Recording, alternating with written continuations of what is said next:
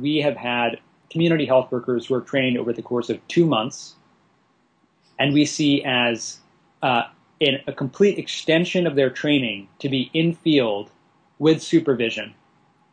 So we don't see that as they've been trained and now they're working. It's a smooth transition between the fact that they have in-classroom training, but they must also have field-based supervised training that is continuous.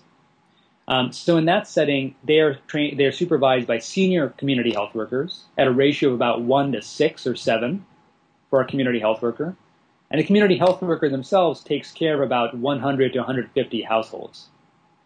The reason we came up with that number in the Millennium Villages project is because we felt that was the time that they could circulate within 90 days and see all of those people, while having space to attend to people that were more immediate needs, urgent visits that came up.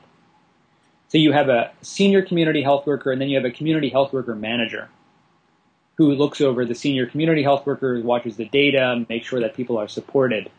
And this is all within the context of a primary healthcare system where you have close collaborations with nurse midwives, with other frontline health worker staff that would be either at the clinics or potentially also out in the field. One example would be in the process of childbirth, you really need quite a number of people involved. You need to have nurses, nurse midwives, and you also need community health workers there. There's a critical period, 7 days after a child is born, where a community health worker checking up regularly during that time can avoid serious complications that in these settings often result in infections, sepsis, death.